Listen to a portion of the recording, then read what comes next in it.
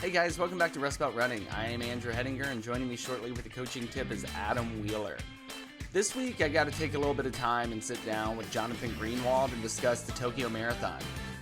Jonathan took on the Tokyo Marathon March of last year and was kind enough to come on and give us a little review and a few tips for the race. This is one of the few races that really, need some tips on, because Japan's a different animal. And there's a lot of things that Jonathan brings to the table that might help you if you're running Tokyo or think about running Tokyo. So the Tokyo Marathon is one of the 6 majors from the Abbott World Marathon Majors, and this was Jonathan's 6th star. So Jonathan, congratulations. And this came after a long-awaited journey through Tokyo, as he was one of the many who was impacted during 2020 and unable to complete his 6th star. And after multiple deferrals, got there. So 38,000 people take on the Tokyo Marathon each year, and a little bit of weather update for you. March of last year at the start, it was 49 degrees Fahrenheit. That's 9 degrees Celsius. I'm going to try to do the Celsius today because Jonathan's from Canada. I tried to say kilometers during the race. I'm going to try to appease our Canadian friends north of the border as well. So 49 degrees, 9 degrees Celsius at the start of the race. It was partially cloudy, very still wind, and 54% humidity. So very optimal race conditions. And that's right on par with the average, where it's 47 degrees or 8 degrees Celsius at the start on average over the last 6 years. So lots of good stuff to come here with Jonathan. But before I throw it to Adam for a coaching tip, I do want to ask, is there a race that you've run recently that you'd like to review, or is there a race that you'd want some more information on? Drop us a line. Our DMs on Instagram are always open, or you can email us at rustbeltrunning@gmail.com. You can also check out our website, rustbeltrunning.com, where you can find out more about our different offerings in run coaching, shop for merch, find ways that you can support the show. So we strive to keep our podcast content free, without paywalls, without ads and stuff like that. So any support we get goes a long way to help us accomplish that goal. All right. Enough of that. Here's Adam Wheeler with this week's coaching tip. Here's a training tip from us here at Rust Belt Running. It's winter, we're still running through cold weather, and one of the ways that you can be smarter about how you train through cold weather is to understand how cold affects your hydration and affects your nutrition. When it comes to hydration through cold weather, usually it's warmer weather that activates a thirst response and causes us to sweat, which cues us into the idea that we need to drink more.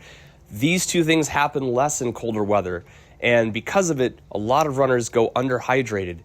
One way to combat this is to make sure that throughout the day, you're just simply drinking a consistent amount of water, even if you don't feel thirsty. Just have an amount of water with you. Make sure you're going through a water jug. Keep yourself hydrated throughout the day. When you're running, don't wait for thirst to be the trigger that causes you to drink. Just drink periodically throughout your run. Maybe decide every mile, every 2 miles, you're going to make sure that you drink to keep yourself hydrated during the run. When it comes to nutrition, you burn through calories and glycogen stores faster in cold weather. And the reason is that your body has to spend quite a bit of energy to warm you up. And so what this does is it puts you at risk to hit the wall sooner on harder runs and on longer runs. And so a couple of things we would suggest to combat this. Number one, just normal running type diet stuff. Be eating carbohydrate dense meals to make sure that you're fueled before a run, make sure that you're getting in carbs after a run as well so that you recover. And during a run, make sure that you're taking carbohydrates, some sort of supplement throughout longer runs really that last more than an hour. And maybe even take them a little bit earlier than you typically would than during a run, maybe that you would run at 50 degrees. The other thing that we would suggest, if there are some medium long runs that typically you wouldn't supplement for during warmer weather, maybe consider doing that in colder weather, because some of those runs, they're not too hard, they're not too long, but because colder weather causes you to go through calories faster, it might be worth just simply getting in some carbs during some of those medium long runs to make sure that you don't hit a wall during those runs and to make sure that you're better able to recover faster immediately after those runs. Thank you so much for listening today. And before we get started, this is a reminder to like, subscribe, review us on your favorite podcast platforms. It's one of the easiest ways to support the show and what we are trying to do here. If you're looking for other ways to support us, you can head to rustbeltrunning.com. There you can learn more about our offerings in run coaching and shop for merchandise. Any way you choose to support us, we are most grateful for. So now joining me virtually in the flesh is Jonathan Greenwald from Toronto by way of New York City. So I can speak in miles, which makes me very happy, and I won't confuse you too bad. I'll allow it. You can find him on Instagram at RunThe6. Dude, thanks so much for joining me to talk about Tokyo. Thanks for having me. Tokyo, you know what? Tokyo's been, wow, it's almost a year, and it still feels like yesterday. So I'm excited to talk about it. But seriously, thanks for having me. It's pretty cool. Quick question about your stars. How many stars do you have? Tokyo was 6. Tokyo was 6. So you were part of the Guinness record of... I was. I have to admit, I did listen to Erica. You had spoken to her about getting the 6, and really just kind of started bringing back those feelings of finishing. The one thing I was a little bit disappointed, she didn't cry, she said, when she got her 6. I was bawling. So I don't know. We'll have to figure out why that was. But that was 6. Were you supposed to run in 2020? Were you one of those people? I was one of those people. Yeah. I deferred. I was thinking about it. I don't remember if I deferred 2 or 3 times. I know I definitely deferred. So when 2020 was going down, which was crazy because that's when everything started kicking off. But we thought, big deal. We'll still go. And then when we started to learn that it's a very strong possibility we won't be able to race. We're like, now what? So. Right. But the biggest thing about it was I booked a hotel, I got the flight, everything. I got my SIM card, my everything we got. And the amount of money was already just pending on a credit card. So it was 2020, and then we found out, and I deferred to 2020. I actually said, you know what? I don't think 2021, I don't know, something just told me not to do 2021. I deferred 2022. 2022 came, and then just before 2022, they said, hey, we don't know how things are looking, but if you want to defer 2023, we'll allow it. I was probably the first one in there to defer because even by then, things were still hot and heavy. It didn't look good and it started to look good for the rest of the world. U.S. had vaccines and stuff like that, but Japan was way behind on anything and did not look like they were opening the doors. So I was like, 2023 it is. Yeah. Yeah, that was probably the right call, and I'm glad you got to go there and enjoy it. So the 6 stars, that was the reason for choosing this race, right? Oh yeah, I don't think I'd ever be able to justify flying halfway around the world for a marathon, but for sure it was. Yeah. So what was the travel like there from Toronto to Tokyo? Believe it or not, direct flight. So direct flight to Japan. I want to say it was 12 and a half, almost 13 hours. Right around the time I traveled, if I remember correctly, and I'm not to get this is not a political podcast or anything, but this is when the whole Russia-Ukraine thing started going off. Yeah. So we would watch the flight and the tracker of the flight, and then all of a sudden it makes a sharp left-hand turn underneath That's Russia, wild. And then a sharp right-hand turn to avoid that airspace and the whole time getting there, the fight in itself, I've never been on a flight for 13 hours, so you're all antsy and stuff, but then you start getting closer to the other side and it starts doing all these maneuvers and you're like, I just hope we land. I just hope we land. Did you see? I saw some of those world maps around the time of the war in Ukraine starting, and they showed what air travel usually looks like over Ukraine, and then they show what it looks like after, and it's just insane to see this pocket of no air travel. It was wild, and it was clearly obvious when we were tracking, because that's kind of, I wouldn't say it's the end of the flight, but you're starting to get there, right? You're almost hitting Russia. You're getting down towards going around towards I guess China, and then kind of around into Japan and back into Japan. But yeah, when that was happening, I'm like, and you don't think about that. Like I didn't think, oh, something's gonna happen to the to us. But at the same time, it's like, oh, it's kind of weird that we have to make this like sharp left and sharp right. Well, it's crazy to think about. Like, I know, like, something as trivial as a marathon doesn't have an impact on, large events like a war in Ukraine or, a worldwide pandemic. But the Toronto Marathon was so closely, like, on the calendar, was so close to both of those events starting. And it affected you, even though, like, maybe it just added some air travel time. Like, it still affected you in a way, like both of them. It's wild. Yeah, and it was, it wasn't even just like that. That was a small blip of it. The biggest thing was, we get off the plane, are they even going to allow us into the country? Because, like, maybe, I don't even know if it was a month or two, I don't remember exactly, but just before we flew out, or I flew out, Japan wasn't open for international visitors. The only way you can get into the country was through a tour or a host. And they were not letting anyone into the country to run the race.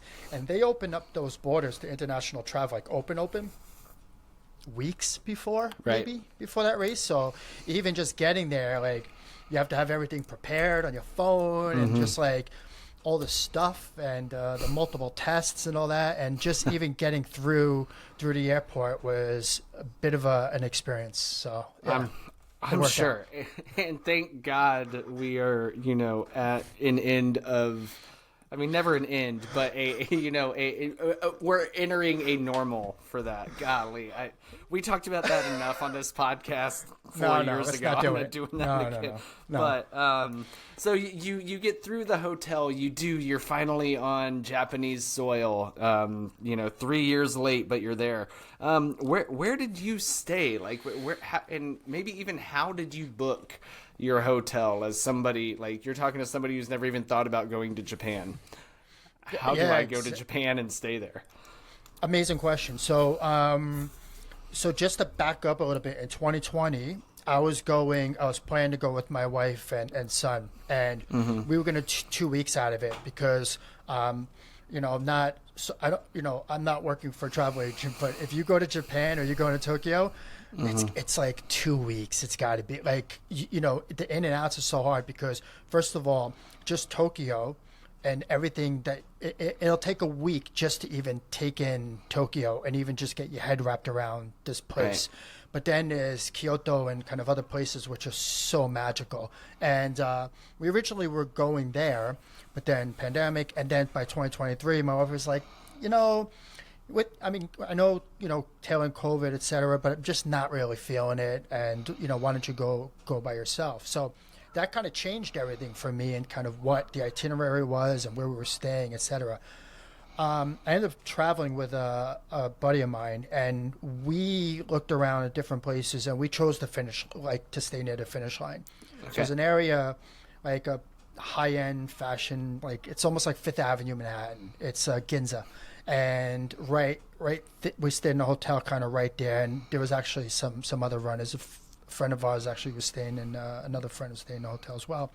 But for us, that was what we wanted to do, because Tokyo being a point to point, we didn't want to stay in a start and then have to trek back 30, 40 minutes, whatever. But historically, anytime I do races, I always want to stay near the finish.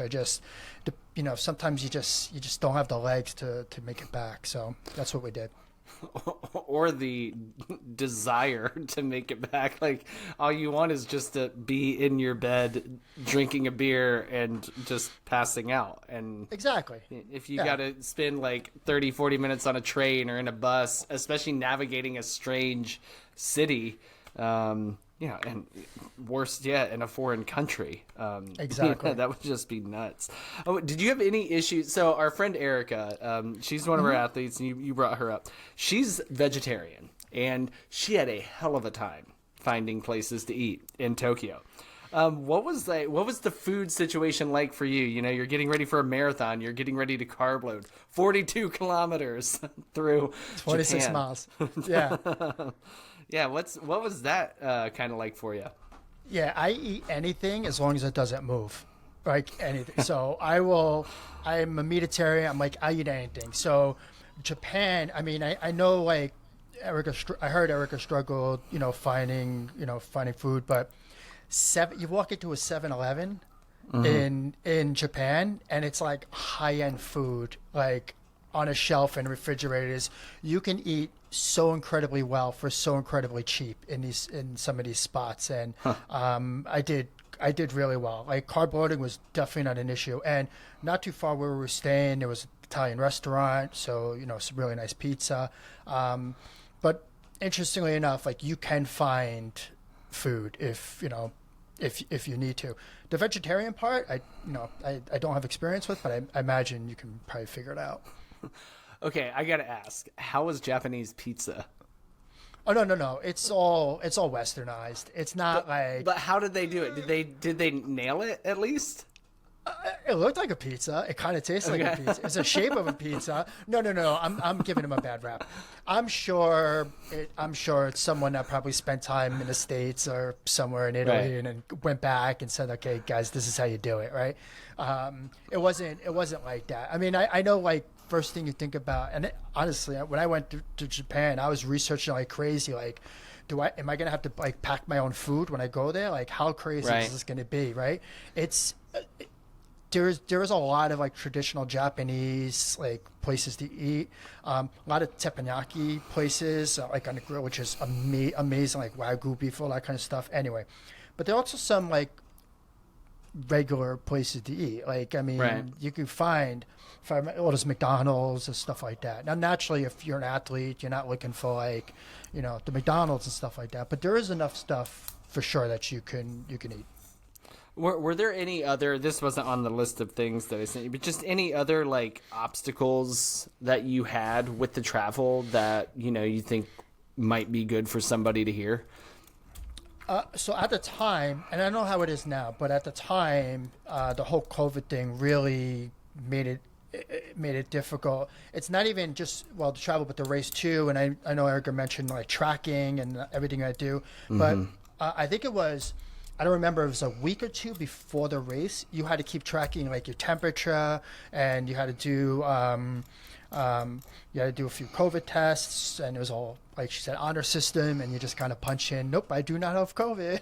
Right. They didn't ask for the picture of the stick or anything, but other than that, I don't know, like they don't require visas, anything like that. So honestly, super easy. And the best part is, and I don't know like how many people touch on this, Japanese people are the most selfless, like incredible people on the planet. Like it's like you go to a lot of places and it's like, oh, tourists. In Japan, I feel like, and maybe it's just my experience, they live for tourism. They live for like that experience. And I felt like it was just, they were so incredibly accommodating. And when I got to the airport, I got to customs, I was nervous. I was so nervous about, I'm going to do something wrong. I'm going to mess something up. They're not going to let me in the country. It's been 3 years. If I don't run this race, I'm going to lose my mind, and the money you spend.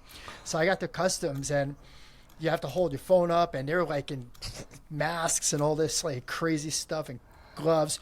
And I have my mask on. I hold my phone up, and my phone timed out when I handed it to him. I didn't realize the screen. So he's looking at me. And the other thing is, they don't like, not a lot of people speak English in Japan. I was going to ask that. So he's kind of like saying something to me, and I'm like, I don't get it. And finally, I was smart enough to look at my phone, and I realized it timed out. But he's like, I could touch. I'm like, me or the phone? So he grabs the phone, and he's like scrolling through, and he's like reading the whatever was like the document that you think. So incredibly nice. And then like hands it back, and even as you're going through, they're corralling people through like different areas. Everything is just, it runs so well. And like I even going through it, I just felt like so happy to be there. And so like even, you go through airports sometimes and people lose their minds. Right. It's impossible. Even with all the rules and everything that they had in Tokyo at the time, it was so easy to walk around. And I just felt like I'm here for the experience. Just enjoy it. And no, absolutely no issues with the travel or anything like that. Well, let's keep you in a corral moving through things, and let's go to the expo. That's a transition right there. What were your thoughts on the expo as you enter this after years of waiting? What was this experience like? Really, I was underwhelmed.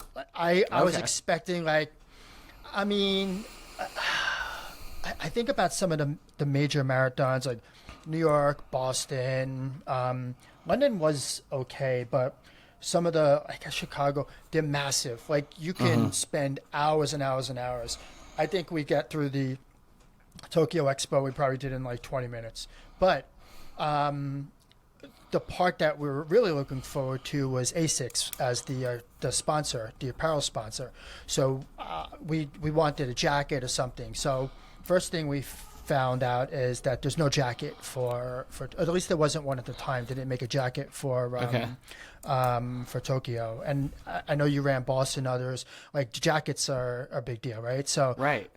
didn't have a jacket, and we waited online. I think we waited online for an hour plus, just to queue you around into the ASIC store. It got so bad that they were queuing people outside the expo through an emergency door that wrapped around. The line, Oh, if you jeez. could have easily spent two and a half hours on this line, but we got there early enough, it was an hour and a half. And the time we get in there, there's a few like trinkets that say Tokyo Marathon, like tiny things. I bought a shirt that was really nice but doesn't fit just because I wanted something. I had to leave with Right. something, but really underwhelming. I wasn't like there was really not much going on there.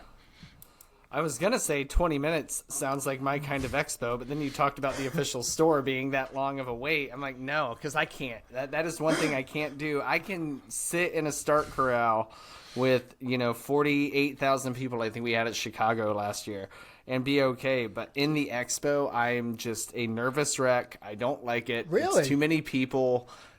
My anxiety goes through the roof. So a 20-minute expo, that sounded like my type of thing. But no, waiting in a line for that long. No thanks. We could have done 20. Let's be honest. We could have done it in 20 minutes, but we have to get something, right? Yeah, So we sat on that line. 100%. But we could have gone in and out. Yeah, it was good. How was what did you actually receive from the race? Was there you mentioned that you bought a shirt that doesn't fit you. Was there anything that you received as a participant swag? I think we got like packets of Picari Sweat, which is their kind of drink that they give out on the course, like a Gatorade, but not Gatorade. I'm trying to remember. No, we had the wristband that you had to wear in order to get into the corral and stuff. But there wasn't I like a don't- race shirt or anything that they sorry. included? No, you're right. No, it wasn't included. You had to purchase it. I didn't wow. purchase Okay. it because it was like a run as one kind of shirt. Honestly, it wasn't. I wasn't feeling it, so I didn't pay for it. I also, I don't know if it was just whether it was expensive or not. I just remember it wasn't really worth it. So no, I didn't get it. So I don't Okay. I don't think we got much in there.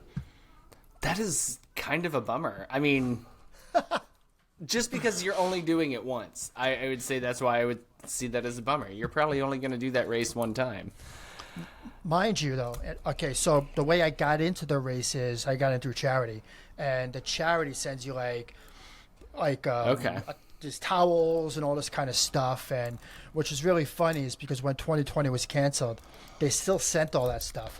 I also I got a bunch of stuff, but the really funny thing about it was when I got to was it in the expo? I think it was in the expo when I got my bag and everything.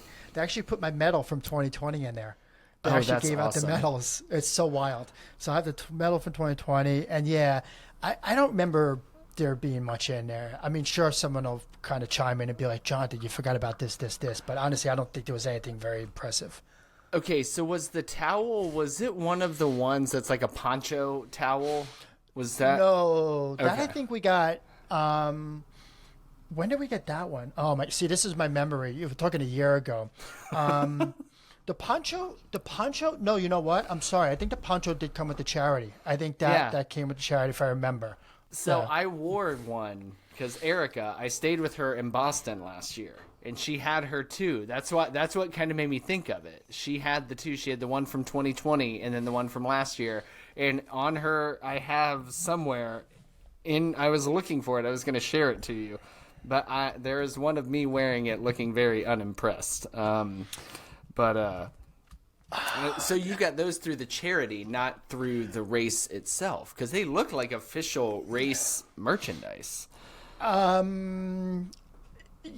I mean, I'm gonna get in so much trouble for this, I'm sure. But I can't remember if it was from like what it was from. We got face towels for sure in 2020. It might have come from the race. I don't remember. We're gonna have to invite me back, and then it's gonna be Okay, like, yeah. Well, we'll bring you back for a corrections episode. We'll do that. Yeah. So let's go to race day. So you said you stayed near the finish. How did you get to the start? Subway. Subway? Yeah. So took the subway in the morning, and you ran Chicago. When I was in Chicago, I stayed near the finish. Just like I stayed near the start in Chicago. Yeah, it's the same. I don't remember. It's the same. Yeah, Chicago by that park. So in Chicago, it's the same. I'm just trying to remember where I would have to do this, but I'm drawing a blank. But with Tokyo, the point I was trying to make was that you wake up in the morning, get on the subway, and there's tons of runners all over the place that are making their way. So even though we're in the finish, we get towards the station, there's still like runners already on the station. We're picking up, also like no stress. Like got over into kind of Shinjuku, I believe is where the start is, and super easy. Popped in a cafe, grabbed something, a bite before, and then made our way over. So that was very easy. Then you get to the race, and then it's a bit tricky. So now you have to go through, and at the time, this is COVID time, you have to go through all the checkpoints, and you can't bring anything in with you. Like it's very strict about what you could carry on you. Water, they didn't want water bottles, stuff like that. So no handhelds if you're listening. You got to take what they have on the course, correct? Oh yeah, and the part that was really so there was that. I think Eric had mentioned the Runner's Handbook, which is seriously like a War and Peace novel. Like just trying to get through that was impossible, because then some of it is like you read it, and because it's translated from Japanese, it's not like perfect English, so you don't understand exactly like, is this okay or not? I can't tell. So no handhelds. You at first you couldn't bring any throwaways. Now they were expecting really like it was cool temps, and I don't think they were expecting any rain. I think that was okay, but it was supposed to be colder. And initially they were telling everyone, we don't have bins, so don't bring any throwaway clothes, which again, that was another problem. But when you first get in, you can't bring any liquids into, like even if you have a water bottle, you couldn't bring it past security. Couldn't bring anything into the into like the kind of like runners, like I'll call it the village, I guess, like it was in Boston, but we couldn't bring anything into that area, and it was really tricky. And then also she was talking about, like America speaking about, like they were taking everyone's temperature, and people were just like, you can just see everyone's face as they're going through they're like, please no. People coming out of the subway sweating. They're like, please God, like don't let this register. But they were pretty strict. And then when you get in, I don't remember, I think I was C. I think it was like the C corral, and just trying to find your way was super tricky. And I walk around and see all these people, and I'm like, I'm in the right spot. Nope, wrong spot. And it took a while just for me to figure out where exactly I had to go before I was like, okay, I'm settled and I'm ready to go. Yeah. So is there really no clear marking? Is that where the confusion was, or just a zoo of people? And it's a zoo of people, and they have signs up that say like C with an arrow this way, and then it's a staircase up, then a staircase down, then around a corner, then a staircase up, and that's where C is. And I'm like, what? So you know how many times I did that? I go around, I take the staircase down, I'm back in B, and it's like Big Bend Parliament, going around the roundabout. And like every time I turn around, I'm like, I'm in the same freaking place. Like, what am I doing? And I finally figured it out. I was like, I don't care. Whatever happens in this place, I don't care. I'm just happy I found it. My anxiety right now is just going up and up and up. I'm just listening to that, getting just the worst anxiety ever. So one thing I do want to state very clearly is we don't know what has changed with the COVID protocols in Japan at this moment and with the race. So what Jonathan is saying may still be the case. They may be more lax. I can't imagine they've gotten stricter, but that's not for us to say. If you have legitimate questions about that, if you're running Tokyo, find it from the source. One of the what they do really, really well, the organizers, is they communicate super well. So the runner's handbook, like I mentioned, alerts on the website, emails, they made it crystal clear. And what was really cool is just before, like a day before the race or even hours before the race, they're like, okay, we'll have bins out, you know, for throwaways. And that was kind of a big deal because I'm a big kind of like, dress up, get there, and then shed as when you start. But that was a game changer. I thought that was going to be the because it was cool, and that was going to be the part that I was nervous about. But like you said, they're really good about communicating what the rules are. And it's really funny. At the same time this is all going down, there's the Facebook groups with for Tokyo 2020 that turned into 2023, and honestly, the amount of people that were losing their minds about the silliest little things. And I'm thinking 3 years later, I'm halfway around the world, getting my 6-star, made to Tokyo. I don't care. I'll figure it out. But I think if you're going to Tokyo, realize that they have more rules than Western countries, Western civilization, if you will. They have more rules. It's I want to say strict, but they have customs. It's the cleanest city I've ever seen in my life.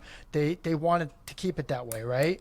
They know that there's going to be thousands of people running, carrying stuff. They do an outstanding job keeping that city spotless. So, I'd say just listen to read the emails, listen to the race organizers, and you'll be fine. Yeah. And that goes, it's not just the race, it's the city, the country as a whole. That's, very, again, strict isn't the right word, but they follow a very specific set of, guidelines and rules and customs. And, Erica had told us about she tried to jaywalk when there was like no traffic at all, and I think the road might have even been like blocked off for the race. But no, you don't jaywalk. Like, you go to the crosswalk and you wait for the walking sign. And yeah. Can I just tell you one non-running related story? Absolutely. Because my friend's gonna get a kick out of this. So I was like towing the line. Like, I have like you mentioned, I'm from New York. There's like red light, green light, whatever. It's all whatever. But that doesn't apply there. It's the exact opposite in New York. No. So when I'm in Japan, like, I'm towing the line. Like, when you get food on the street, if you go somewhere to buy food, they have designated areas where you buy the food that you can eat, and you throw your garbage out where you bought the food. No one walks with food in Tokyo. I had a Starbucks once, and I was walking with it, and some people do. They'll carry water bottles of Starbucks, and for the longest time, I didn't know what to do with it because there are literally no garbage cans anywhere. But my story is not even about the garbage. We went to Starbucks. I don't think it was that. Oh no, the day before we went to the start of the race just to scope it out, get an idea of what travel is going to be like, etc. And there's a Starbucks right near the station, and we get in there, and it's like springtime, so there's really wonderful, spring themed like drinks and everything. And I walk in, I get my drink, and I'm like so happy, like Japan. I walk out, my elbow hits the door. My drink goes flying. No. And does it not spill all over the sidewalk? And the first thing I thought is, the day before the race, and I'm going to go to jail. Like, I was so terrified. And two things happened, which is really funny. There was a gentleman in like a full-blown suit, came outside, and he's like, "Are you like Japanese?" He's like, like broken English. He's like, "Okay." I'm like, "What? Okay, you okay?" I'm like, "What? You're asking me if I'm okay?" I spilled coffee all over this. It was like the most amazing thing. And then one of the people from Starbucks came out, and they're like, can we make you another drink? I'm like, this never happened. And I was basically like in tears apologizing to them for making their sidewalk dirty. And they're like, it's okay. And they cleaned it up. And awesome. but this is Tokyo. Like it's it's the cleanest place I've ever been in my life, and it's absolutely beautiful. As long as you're not trying to walk out of a Starbucks with a coffee, it'll stay clean. Like, of course that would happen. So back to the corrals. There's two things I just want you to touch on real quick. Did you use gear check? And what was that process like? You didn't use gear check. No, I didn't use gear check. No, I did not use gear check at all, because my thought was at the finish line, by the time we finish, it'll warm up a little bit. I think it was going to be in the teens, if I remember that day. Okay, let me just do some quick math. 28. It was going to be 50. The high was 54 that day. Thank you. I was just calculating Celsius and Fahrenheit. And it was about, but at 54, but plus running, you had another 10 degrees or something. Mm-hmm. So I figured I'll be fine. I did not have a bag check at all. So that wasn't a problem. And there was a hotel right near the start, and I just hung out in there, used the washroom. Okay. I don't remember the name of it, but where you see where the corrals start, and it's one long chute, just like a Berlin or something, just a really long chute of all the corrals in one. Right at the very back of the corral, on the side, you'll see a hotel there, and it's like super nice in there. Like everyone's in there using the washroom. They don't ask you any questions. Huh. So we kind of stayed in there before, but no bag check. I heard that they have some interesting porta potties. Did you get to use any of the interesting porta potties? Yeah, I went once on the course. Do you mean in general in Japan? In Japan, yeah. Or on the course. Yes, both. I'm curious about the porta potty situation, but I heard that they have some weird ones. So the weirdness of the porta potty is not even what's really interesting. The interesting about porta potties is there's an elaborate method to getting to the porta potties. There are no porta potties on the course. You do not see a single porta potty. What happens is, as you're running, they have signs every few, we'll say miles for the podcast. Every few miles they have a sign that has like pictures, if I remember, of like for the washroom. Or it said washroom. I don't remember, but it was like very clear indication that there's a washroom. And what happens is, when they see you coming, they have this little section. It's almost like a side street that's like roped off. No one could get through there, and they actually like escort you through there as you're running. They kind of run next to you. They escort you. They point to the porta potties. You go to the porta potty. And then they come out, and it's almost like traffic control. And they're like, okay, you could go. And then you run in and you meet up with the traffic. It was the most organized porta potty experience I've ever had in my life. And if I remember correctly, I think it was one that didn't actually have the basin. It was just like a hole, if I remember. And you just kind of like, whatever, do your thing. But yeah, there are. But I think if I remember correctly, they were both. I think I used them once, but I think just remembering from hearing other people, they were both. That sounds like something from the future. Just like how they're like funneling you somewhere, and then they just get you right back where you wanted to be.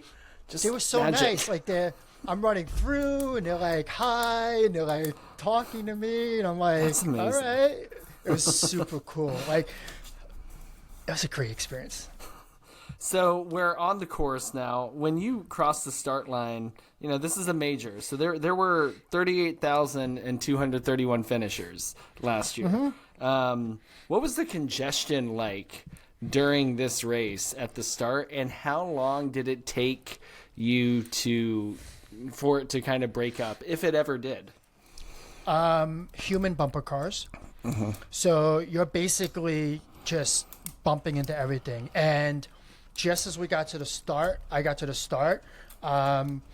everything cleared out in front of me. I'm like, oh, it's clearing out. Nope. Someone tripped on their face and launched their cell phone, and then everyone had to run around this. And I thought she was going to get trampled, to be honest with you, because it was so packed. But thankfully, they made a space and they ran around. But it is human bumper cars for the first few kilometers. You kind of come out, you make a left, you go around, you go up, and that whole area in there where the government buildings are, it's a little kind of small roads, congested.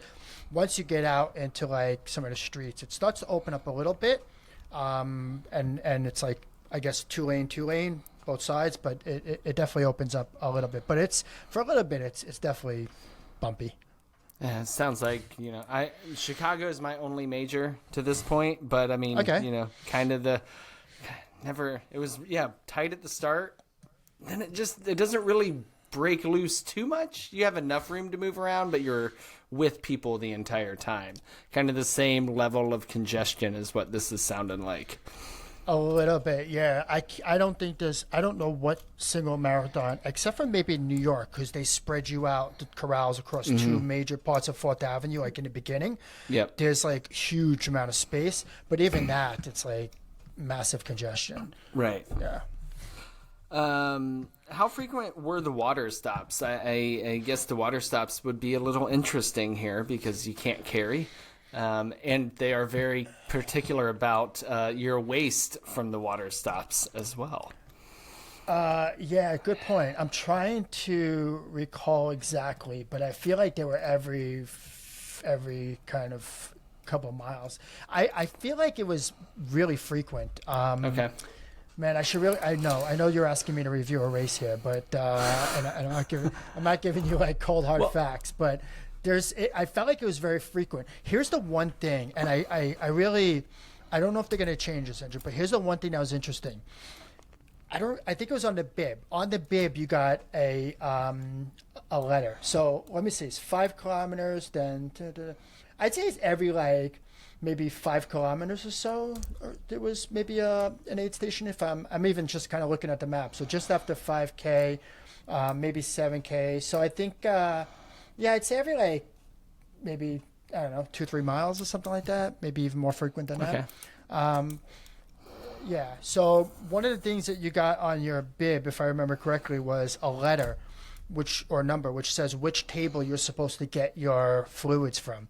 And they had all the tables spread out, and that was supposed to keep people separate. So they actually wanted people to run 6 feet apart. They wanted you to keep your distance from everybody. And even when like getting water and stuff, they were very like, don't run near people. You should really be wearing your mask the whole time, which like maybe no one did. But I even actually, what's interesting? I ran with my mask. I think I either had it on my wrist or I put it in my, like, had a spy belt or a belt. But they wanted people to kind of spread out. So I think I had number 3 or 4 in my bib, and you have to go to number table 3 for the Pocari or for the water. So sometimes like Pocari first or water first, and then it was tables 1 to 10, and then another table. How many people do you think actually followed that? People all funneled into table 1. Right. And you have to, like any race, you have to kind of work around. So what I did was, I knew that was going to happen. So I would just like hang back a little bit, and then I would just kind of push into like table 4 or table 5, where all the the runners are like queued up and banging into each other at the first table. Right. I would run around that chaos and go later on. But they, like, again, I know you said it before, and I hope it actually happens. And I don't have any reference to previous races, but that was quite an interesting thing with the table setup and how to keep people separated. Yeah, that's nuts. I actually didn't know that. I was referring more to don't just throw your trash in, like, you're on the ground. I guess they are very particular about that there. You have to you can't just like throw, because did they do bottles at Tokyo? Is that what I remember hearing? Yes, I believe the Pocari Sweat was in bottles. Yeah, and then drink, and then they had garbage pails that you can dump it into. Yeah, like I made every shot. Like I slowed down. I made. Like I was terrified that I was gonna get someone pull me over and be like, "You missed the garbage can. You're being pulled off the car." So I was so nervous about like anything happening. I'm like, Yeah. I have 26 miles to my six major like marathon medal, my six star. I'm not screwing this up. So I like towed the line. And I've heard people have like they will pull you off the course if you litter. So like I wouldn't. I'd be so concerned about like the top of my gel or something falling on the ground and somebody. It would freak me out. I'd switch to shoes just for Tokyo and not do gels, just so I could manage them easier. I'd rather litter than eat shoes. But no, I was really good, and you can see like people were really trying their part. Every once in a while, you'd see a gel packet on the floor. Right. It's inevitable in a race. Not every single person's gonna toe the line, but for the most part, they were really good about cleaning stuff up, and even the bottles like on the floor, they were sweeping them up and putting them in a bin. So super, they did a really good job kind of controlling all that stuff. How was the crowd support in Tokyo? Think golf claps for 26 miles. So one thing I noticed is Japanese not a big fan of noise. Quiet is the way to go, but I don't remember what run crews there were. I don't know if it was certainly somewhere in Asia. I don't know if it was China, Taiwan, something, but every few miles they had these big banners. I believe they're like big yellow banners for like these run crews, and they were screaming bloody murder for like their runners, and it was so loud. And that's the only time you heard. So that and runners next to you talking about like their mortgage and stuff like that. That's the only thing you hear on your race. People just talking about nonsense. Like it's the only time, honestly, I think I was in a race where you're so in tune to people around you talking, because usually in a race you don't hear any of that stuff. It's Right. so loud. All you hear is like boisterous like cheers of the spectators. In Tokyo, it's like, good job, good job, good job. And I was like, please be louder. I need that. But it was actually really really cute and endearing to see how like they were taking it all in and super happy to see us running, because when's the last time that many people running on the streets? 2019. Yeah. And they were just so into it. They were so happy, and there was flags and all this stuff, but so quiet. Sometimes the noise though can get a little overwhelming. Where Really? like, yeah, I think so. I think like when you get like midway to like, mile 20. I can get where I'm like, oh my gosh, I can use like a moment to myself, and I can drown out the noise for the most part, but man, there's sometimes where I'm like, yeah, a little bit of quiet. Like there's a stretch in the Columbus Marathon here close to home. We got like 2 to 3 miles where it is, you won't see a soul, and I kind of love that moment. Just for a time. I don't want it the whole way. Just give me a moment where it's kind of quiet like that. Really? You would hate New York. You would absolutely hate New York. It's like going in a rock concert and running through a rock concert. Now, the only like reprieve is the bridges. Some of the bridges Right. get quiet because you can't be on the bridges like Queensboro and stuff. But it is like loud. It depends on the motivation. I could probably go party run there and enjoy every second of it. If I went there to race it, the noise that's when it would get to me. But Yeah. No sensible person races New York anyway. Like Right. you have to be crazy to run that. It's insane. But no, I get it. I get the whole like, being kind of like in a moment stuff, and you need those quiet moments. Certainly there was some of that towards the end of the race. As you start going around the Imperial Palace, you can kind of, hear it's like not as loud. But yeah, it was the quietest race I ever did in my life. I did tell you I don't like major expos. And yeah, that's got to be a sensory issue. Any issues with the course? Was it clearly marked? 100%. Clearly marked. The roads, everything was super clean. Unlike other races, you didn't have people running through the course and trying to like get to the other side. Mm-hmm. I didn't really see any of that. Everything was good. The only thing about the course, and it really is a preference, but there was 1, 2, 3, 4 out and back sections. And that kind of plays with you a little bit. I don't know kind of like how you race and others, but for me, you kind of you're running, and then you see like a point, and you're like, oh, they're making a turn. That's a good reference point, but nope, they're coming back, and it's for me psychologically, it kind of messes me up sometimes. Those out and backs, but there was a few of them, so it is this big course that's crammed into this little city, so that they have to do that. But one of the cool things about that is I got to see at one point some of the elites turning one of the corners, so super cool to see. Nice.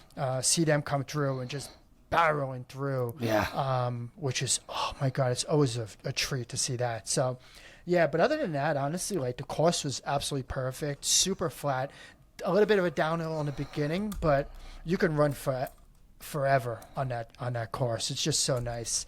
As far as like scenery, like you go through some places which you get like really cool visuals, kind of going through Akihabara, which is like their kind of like all like the gaming section, which is really cool, and the billboards. There's a lot of really cool like areas you run through, and you can see some shrines and stuff. So really visual from that perspective. But honestly, one of the nicest courses that I think I ever ran on.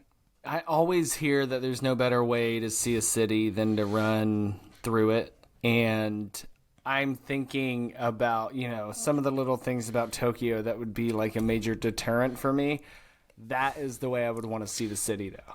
Like, you mean like what? Like people dress like geishas and stuff? No. I'm saying like, I would freak out about the start corrals. You're talking about like the stairs, like how you go around. Like that would be a deterrent for me for the race, the cost, the travel. But I would love to go to Tokyo, and there's no other way I would like to see it than to run through it. Like, that would be perfect. It's absolutely true. I mean, first of all, like, just Tokyo in itself, even if you're not a runner, it's so much to take in. It's just unbelievable. The culture, the sights, the sounds. You wake up in the morning, you walk out. We stayed near Tokyo Station, so Ginza's not too far, a few blocks from Tokyo Station. It's a big station, and even a few times we'd wake up in the morning, we'd go for breakfast, and all like the businessmen and women, everyone's wearing suits, and in the afternoon you're coming home, and it's like you go out for a few drinks, and there's still people in suits walking around because they go to, it's part of the culture is after work, right. They go, they eat and drink. And it's such an incredibly fascinating culture. And even if this wasn't, one of the world major marathons, just to experience it is just incredible. But I'm glad it was a world major marathon, because it could be, I've said this to people in the past, running the world majors is a privilege. Like, either you get in there because you're quick, or you get in there, even if you get in there, you're quick, you still have to pay to get into these races. And the travel, the cost of the races, like it all adds up, and it is a privilege to go there. So I didn't take anything for granted being there. You talk about like, how getting around and kind of, the race and stuff like that. I had a smile on my face the entire time I was there, not just because of the 6 star, but because I was immersing myself in this incredibly beautiful culture, and the people are just so incredible that I was like, when in my life am I ever going to be able to do it? And just on last thing on your point, running has taken me to like Berlin, to Tokyo, to London. I mean, I've been to London for work, but to some of these places that, you don't just wake up one day and say, I'm going to go there, right? And I had a reason or excuse, which is what made it really nice. Dude, that's good stuff. I wish we would have ended there, but because that would have been perfect. That would have been a perfect ending. But that's okay. All of our people from the States, I say we crossed the mile 26 flag. But with you, I'm going to say we crossed the kilometer 42 flag. You got the final 200 meters to go. I want you to take me through the final 200 meters of the Tokyo Marathon and kind of what the finish is like, the organization, and just kind of bring us home from there. So you're running through Tokyo for 26 miles, and you go through all these neighborhoods and these streets, and And it's amazing. And then you go, as you finish, you kind of do this out and back, right past, like right around Imperial Palace. And then when you kind of finish, there's one area that's kind of near the finish line that you run through. It's like maybe a few hundred meters of cobblestone. And it threw me off because you're running and all of a sudden you get through this like, and first of all, it's not only that, it's really tight. Yeah. Like it's like this chute that you go through before it opens up. And it was really, really this weird like sensory like overload because you go from this like everything's open and all of a sudden whoop, it gets really small and you're running through this chute and it's loud and all the stuff. And that final 200 meters was like, I mean, I cried the first time I finished Boston, but I really cried when I finished Tokyo because this is like not just 6-star, but 3 years in the making, like, right? So just kind of coming through that finishing corral, and then it opens up again because that's where kind of I guess you pass the finish line. It's amazing, and then you get into like the big area where the runners kind of corral through to get the medals and everything.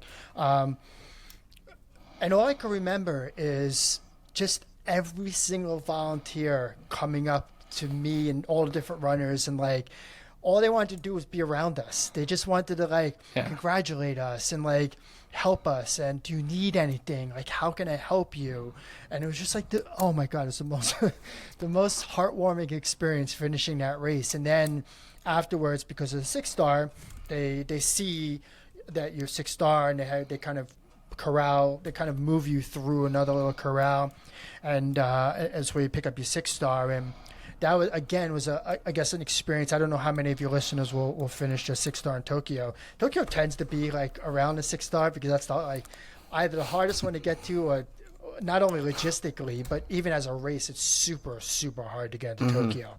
But hopefully if any of your listeners have that experience afterwards, when they kind of move you through and you start to get towards your 6-star medal, that's where things really start to become real, because finishing the race is one thing, but then you start to get that wave of emotion of like, this is it. This is the last star in the puzzle.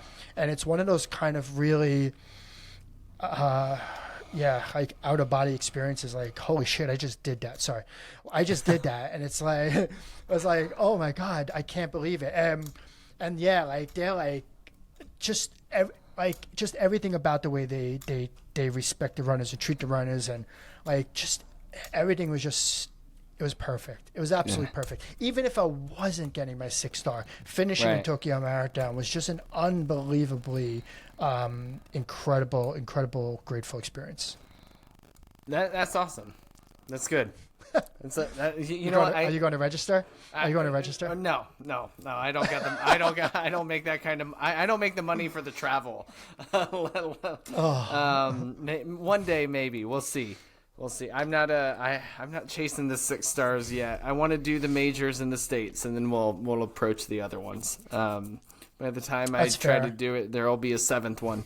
I hope not. That was my other fear too. Let's not even talk about that. I don't even want to talk about that.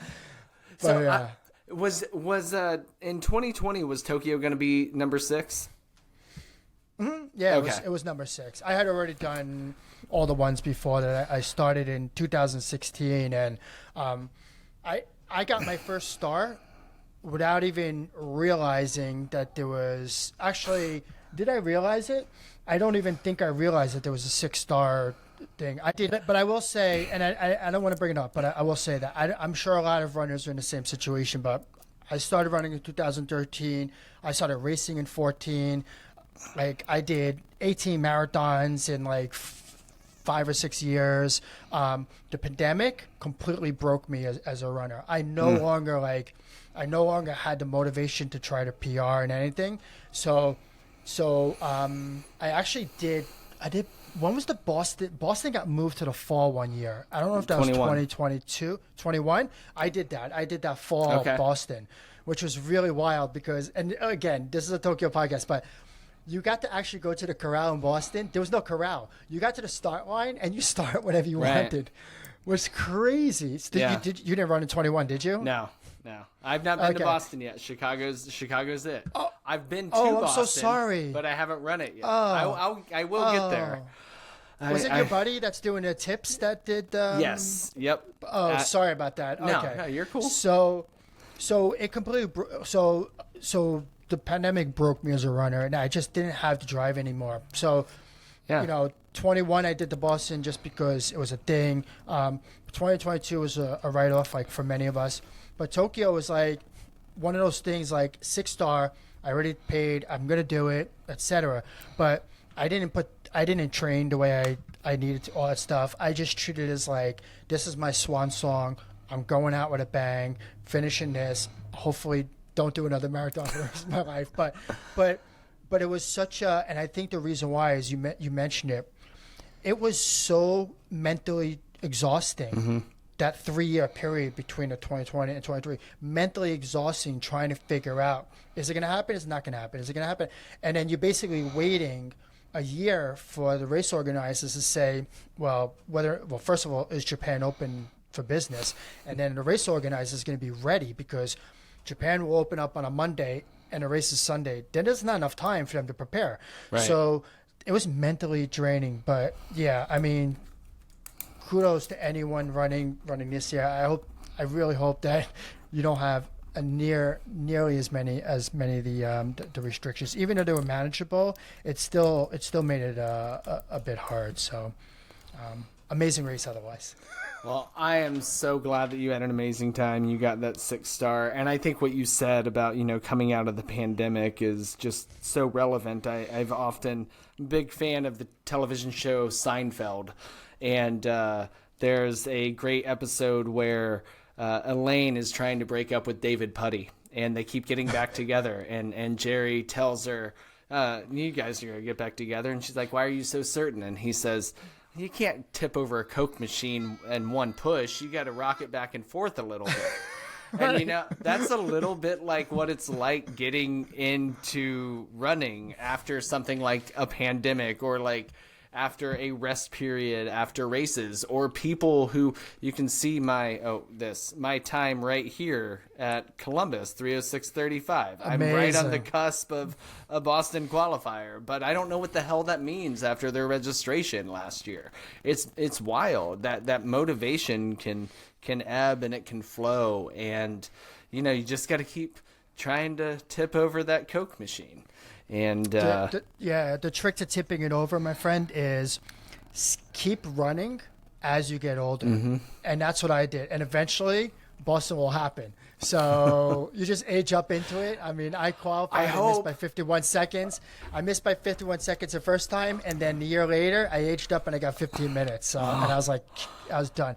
But don't stop running. To anyone out there, don't stop running and you'll age into Boston. Last time that I aged up, they lowered the time 5 minutes. So I aged up to the same time. So we'll see what happens this year when I age up again.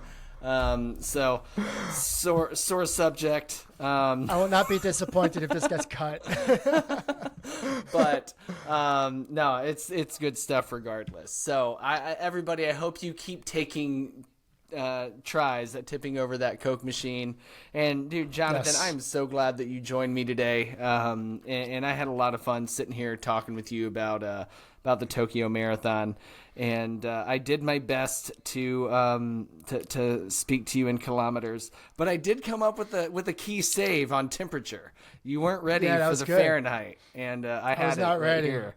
Yeah, that was brilliant. No, thank you for that. But first of all, thank you seriously for inviting me and even getting an opportunity to speak to your listeners and to you especially.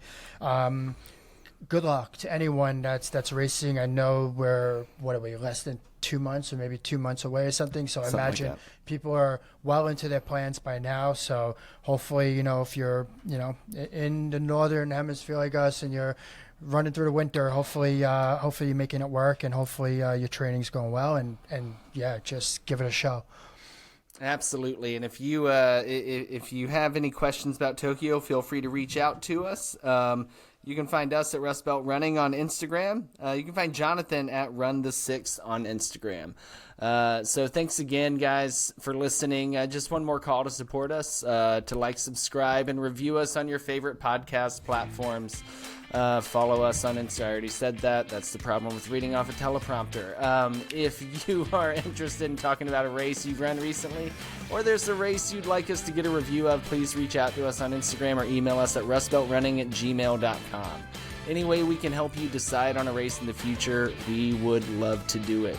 So friends, we wish you the best in your running journey, and we thank you again for listening. And as always, until next time, enjoy your miles, everybody.